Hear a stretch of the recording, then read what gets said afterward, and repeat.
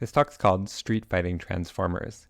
It's about the quick back-of-the-envelope math that you might need to do to understand how transformers work. The context here is that there's a lot of people who can kind of point to a diagram and say, this is important. This talk is for another group of people who want to point to a diagram and say, well, this is slow or this is big. The talk today is kind of based on this book, Street Fighting Mathematics, which is about kind of learning to estimate pretty quickly how to solve problems, at least to a relatively first degree. If you're being more cynical, you could also say this is a good talk to watch before a job interview. So to simplify things, we're going to say that there's three things you always really need to know about a neural network. The first is to know how to count its parameters. The second is to be able to count its compute. And the third is to be able to count its memory. You should be able to quickly calculate these values for all stages of a neural network. That means at training time, during fine-tuning, and also during inference. Most importantly, you should be able to bundle any of these quantities with the particular time that the neural network is utilized. So let's get to business. Let's start light. We'll have two values, the batch, which will represent as B, and the default hidden size, which will represent as D. Just to get acclimated, we'll start by considering basic neural network modules. If I have a neural network with parameters represented as a matrix D by 2D, we have D times 2D total number of parameters. When speaking about the parameters, I'll represent it directly by the matrix represented in orange here. Since this matrix represents a linear transformation or function, we can also represent its compute using a projection notation. Here we represent the same matrix as taking in a vector of size 2D and mapping it down to a vector of size D. Since we're applying this projection to a batch of activations, the total compute required will be batch size times 2D times D. If it's helpful, you can think about this as every parameter being used for every element of the batch. I'll note again that both diagrams on this slide are equivalent, but one of them is utilized to represent the number of parameters, where the other is used to represent the implied function. Our third quantity of interest is the memory utilized by this network. This value will be different during inference than for training. Let's start by talking about inference. At a minimum, we need to store all of the parameters of the neural network, so that requires at least D times 2D memory. In addition, we'll need to apply this neural network. This will require at least storing the larger size 2D, so we know we'll at least have to store batch times 2D activation values. This is the minimum amount of memory we need for simplistic inference. Training is a little bit more complicated. We're going to need to store D times 2D parameters. In addition, we need to store two additional copies of the parameters. These are utilized for the optimizer state, which is used for learning the best parameters. Finally, we need to store extra information to facilitate backprop. Specifically, we're going to need to store all of the intermediate activations that were used to compute our neural network. In this case here, this will be batch times D, the input activations, and batch times 2D, the output activations. This is significantly more memory than we needed for inference. I'm going to try to avoid going into the technical details about why we need these properties in this talk, but you might be wondering why we need extra information for the optimizer. We'll need these two copies because we're going to be assuming that we're going to use an atom-based optimizer for training. In this optimizer, we're going to store two extra copies of the parameters. These are used to store roughly a running average of the parameters over time. I won't go into why these values are needed, but they're important to take into account when doing memory calculations of large models. I'll note as well that if these values become problematic, there are methods to use lower precision storage in order to reduce their memory. In addition to memory, we have a different compute profile during training. Specifically, instead of just running the forward pass, we need to run a forward pass and a backward pass. As a street fighting rule of thumb, we'll just assume that our backwards pass requires 2 times additional compute. So here our forward pass is B times D times 2D, and our backwards pass is 2 times that value. To give an extremely simplistic review of why 2x is a reasonable number, we consider a forward pass that simply multiplies the weight times the input value as if they were scalars. In order to compute a backwards version of this function, we'll take a derivative with respect to both the input and the weight. This will yield us two different multiplications, the weight times the value passed back from the loss, as well as the input times that same value. Both of these are needed in order to train our neural network. A final question you might be asking are, where are the units? What are these values actually representing in terms of the underlying computation? Throughout this talk, I'm going to purposely omit the units. My reasoning is that I think it's more important that you understand where these values come from, and then can translate them into the actual computation for your specific model. For instance, when talking about the parameters, what will matter is how you actually store these and ship them over the wire. If your parameters are represented as floats, you'll want to multiply them by 4 to get the number of bytes that you'll have to ship when sending your model. In practice these days, though, people often quantify these large models and send them in smaller packages. When talking about the compute of these models, we'll generally use flops. This corresponds to roughly a factor of 2 of the compute values I've used so far. That's because most of the time when you do a mathematical operation, you'll do a multiply and an additional add. Finally, when talking about memory, we'll again be thinking of this in terms of bytes. In modern models, though, we often use a mixed precision setup. This means that we may use different representations for our optimizer state, for our parameters, and for our activations. This part can get a little bit complicated, so I think I'll mostly ignore this step to keep it simple. In practice, though, all of these are critical when thinking about the actual sizes of your model. Okay, so let's get down to business. You're in the first round of your interview. Someone draws a simple neural network, and they want to ask you some questions about it. It's a model that starts with activation size D, maps up to 2D, and then down to D again for the output.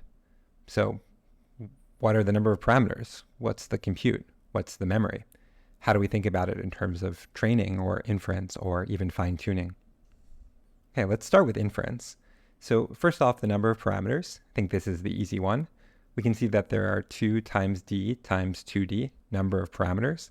This follows from the symmetry of the first and second half of the model. In addition to storing the parameters, we'll have to store at least B times 2D extra activation values.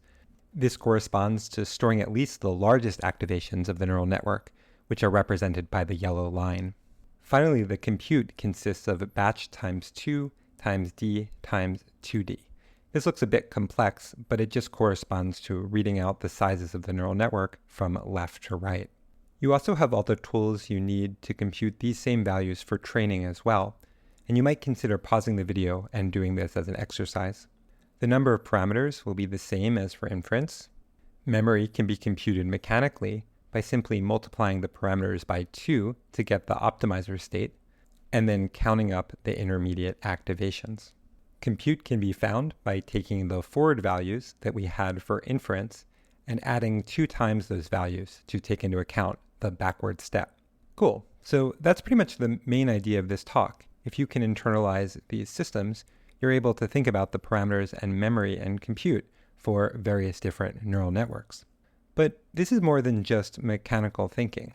We'll see lots of different cases where neural networks have different properties that deviate from these rules. So here's an example where we have the same simple neural network, and we're considering a type of fine-tuning. You probably wouldn't do it this way in practice, but it will give us a good sense of how people do this for transformers. So to begin with, let's think of 2 ways we might do fine-tuning. One is to put an additional layer at the end of the neural network, which we'll refer to as head-based fine-tuning. Additionally, we could have put those same parameters at the beginning of the neural network, which we'll call tail-based fine-tuning. These look rather similar, but we'll end up with very different computations. So first off, let's consider just fine-tuning the head. When we consider the memory here, we still have to consider the optimizer state. But since we're only training the orange parameters, we end up with a 2 times D times D optimizer state size. In addition, since we're only fine-tuning the end of the neural network, we do not need to backpropagate through the whole network itself, but only through the last layer. This leads to a 2 times batch size times D activation storage, which is much smaller than if we were training the whole network. In addition, when considering the computation, we have to do the full forward pass through the model, but we only have to do the backwards pass through the head. we don't need to backpropagate to the beginning of the model since we're not training those parameters. Let's contrast this with fine-tuning only the bottom of the neural network. Here again, we use a much smaller optimizer state, the same as with the head-based model, yielding 2 times d times d additional memory. But we also need to store activations for the entire neural network. This is because we need to backpropagate through each layer in order to reach the beginning of the model to fine-tune those parameters. This same property applies to computation as well. Since we need to backpropagate through the whole model, we end up with 3 times the forward pass amount of computation in order to train this model. However, while head or tail-based fine-tuning are interesting examples, they're not very common in modern deep learning. A more common approach is to train only part of the neural network that's put in parallel with the network layers that we have. One common approach to this is known as LoRA, or low-rank adaptation. In this approach, we add an additional fine-tuned network that's placed in parallel with the network we have. The way LoRA works is that we design this network such that it downprojects from our D dimension to a much lower dimension R, and then back up to our D dimension again. This computed value is then added to the value that we compute with the network above. Understanding LoRA is really critical to understanding how large language models are applied in practice. Luckily, we can utilize all the tools we've built up so far to analyze and quantify its properties. So first off, we can consider why having a low-rank structure might be useful. In particular, it adds many fewer parameters than adding in a full new layer. Here again, we're assuming that R is much smaller than D. Similarly, it adds much less additional compute than adding in a full D by D additional parameter. Most of our compute will still go to computing the original neural network. Finally, the memory story is a bit more complicated. Again, we reduce the amount of memory required for the optimizer state. We only need to store 2 times 2 times d times r additional parameters in order to make our optimizer work. However, because this is placed in parallel, and we may need to update earlier parts of our multi-layer neural network, we still need to save all the activations in order to update the network. Okay, so I promised you a video about transformers, and instead I've basically given you a neural network 101 sort of class. I promise you this is not a bait and switch. It's just that, well, in order to count the properties of transformers, you really already know everything you need. So to study transformers, we're going to need a couple more notational elements. A transformer is made up of 3 important layers: the input embeddings, the feed-forward layers, and the attention layers. The input embeddings are also going to need to utilize a vocab, and both the feed-forward and attention layers are repeated n times. But other than that, we'll see that they're mostly just standard neural networks. So let's start with the least important layer, which is the embedding layer. We can think of the embedding layer as being a V by D matrix, which has that many parameters. But it's a special type of matrix. We're never going to apply it in a standard neural network sense. We're only going to really use it to look up words. So even though it has a lot of parameters, it basically has a negligible amount of compute. In addition, when considering its memory, we're only really going to need to consider the optimizer state and storing the parameters themselves. Generally, you can mostly ignore the embedding layer when doing these types of computation. Although I guess I should note that there are some famous examples where people have gotten wrong calculations by ignoring the embedding layer entirely. So when you start getting to more serious calculations, you may need to take it into account. Next up is the feed-forward layer. This layer is really just a D to 4D map, and then back from 4D to D. This is exactly the same as the simple neural network that we've covered already, and so at this point you know how it works. There's really nothing new here at all. Finally, we have the attention layer. This one is a bit more complicated, but for now I'm going to hide all the complicated parts in this little squiggle that I've represented with the word attention. The other parts of this layer really correspond to just a neural network as you've seen so far. This neural network maps from D to 3D, then after the squiggle maps from D to D again. Therefore, it corresponds to 3D times D plus D times D parameters, which are repeated over n layers. While it's not important for this talk, we can note that the value 3D represents the query, key, and value computations, and the final D to D represents what's known as the output projection. When it comes to the compute and memory of this layer, we can basically think about it the same as our standard neural network, with the additional complexity of this inner attention squiggle. Now up until this point, we've thought of things as just taking a single input. Of course, for transformers, we're working with an entire sequence of inputs, so we have a sequence length big T. This sequence length doesn't really come into play too much. We can think about it roughly as an additional batch dimension. All the neural networks just act over the sequence the same way they act over the batch. The one complexity is this attention squiggle, which is going to tie together all of the different elements of the sequence, which is why we've thought about it separately. Let's zoom into this attention operator in a bit more detail. This operator is going to take in 3D activation per each step in our sequence and output a D-size activation for each step.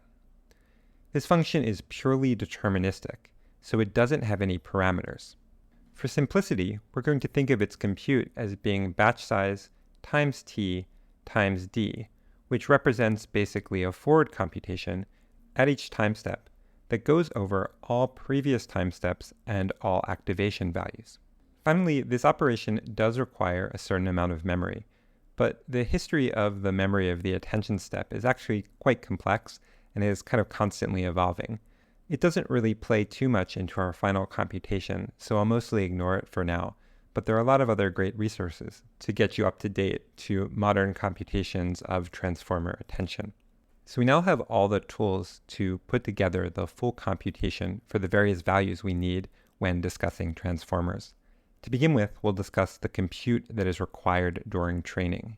Here I'm going to show both the attention layer and the feed-forward layer, and we'll simply count up all of the different steps that are required to compute the forward pass. Note that computations are identical for each of the layers N, each of the sequence positions T, and each of the batch values B. Within the parentheses, we simply count up each of the intermediate neural network parameters, as well as the attention computation.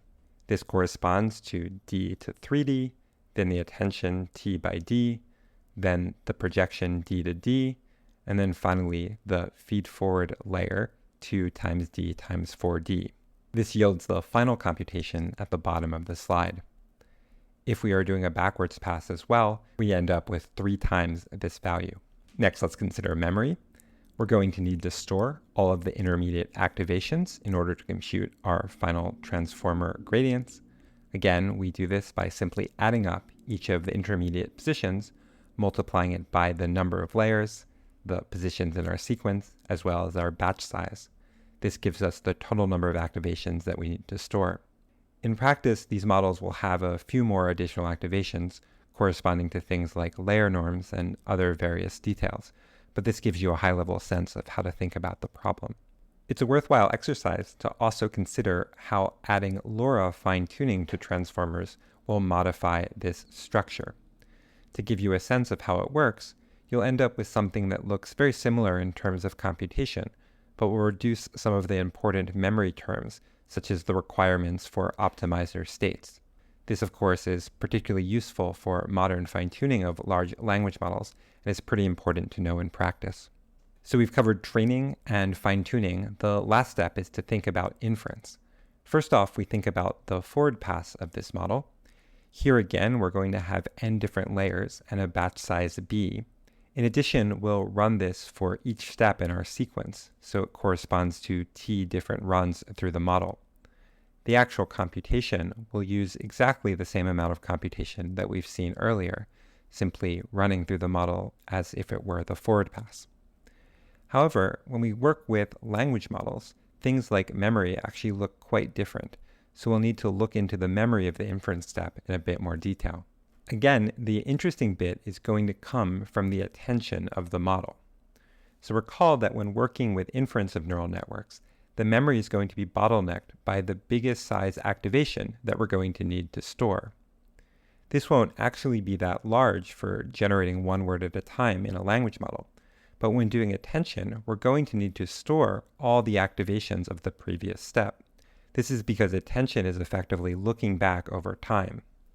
What this means in practice is we're going to need to store 2 of the 3 critical values for transformer attention. These correspond to storing the key and value vectors from the previous t-1 steps. In order to actually store these values, we're going to need number of layers times number of time steps times batch size times 2D additional storage.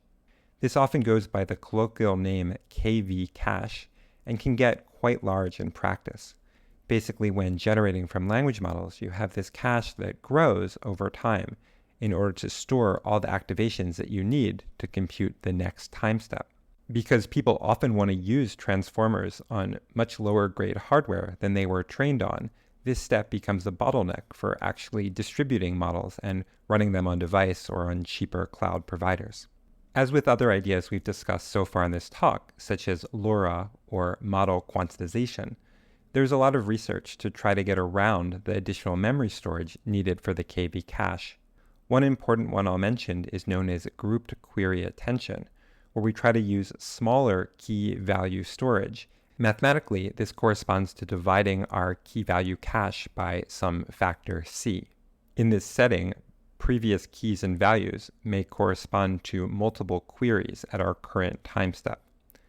This ends up with slightly worse attention with the benefit of a much smaller KV cache. Approaches like this have been deployed in systems like Llama, which make it much easier to run these models on lower grade hardware. Phew, okay, that was a lot of notation for a short amount of talk. But I think if you followed up until this point, you understand enough to really get into any sort of transformer street fight and come out unscathed.